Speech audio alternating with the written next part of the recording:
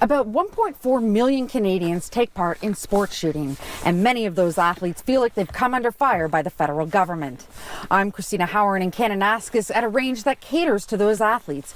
It's where they come to shoot through obstacles, to practice their speed and increase their accuracy. But ranges like this may not exist for much longer. I was one of those people like, why do people need guns? Like, guns kill people and there's no need for them, and just take them off the street. But 10 years ago, Amanda Fisher changed her mind. I decided that it would be best if I got my firearms license. I needed to be educated on the subject.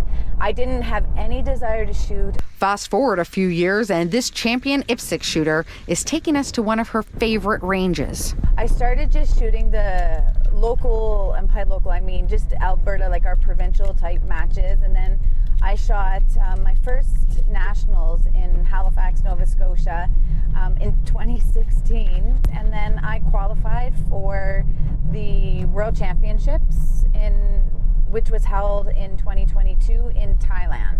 Amanda didn't place, but she did rank, and the only way she'll get onto the podium is with practice.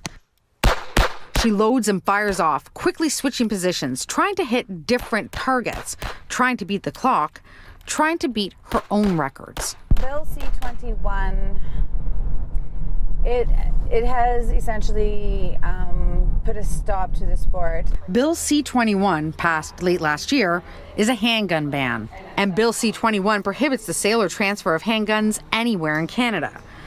Now, handguns are a popular gun with criminals. They account for over a third of all crime guns seized by Calgary police. But they are also a popular gun with athletes. There are about 1.1 million registered handguns in Canada. Every tool breaks eventually. So once my firearm is broken, I can no longer replace my firearm. So then I'll no longer be able to shoot. Saving lives is what's at the forefront of what should be driving policy. And if this policy were going to save lives, I would say that it would be a fair trade-off. But the evidence to me, the data that I see, doesn't point to that. Noah Schwartz is a gun policy expert and political sciences professor. Will this legislation result in fewer guns being in the hands of criminals? I don't believe it will. We know that there are well-established smuggling networks between Canada and the United States. We know that in some jurisdictions as high as 80 or 90% of firearms showing up on crime scenes are coming from the United States. And that tells us that it's fairly easy to smuggle a gun. Is there a value in a handgun ban? Yes, there is.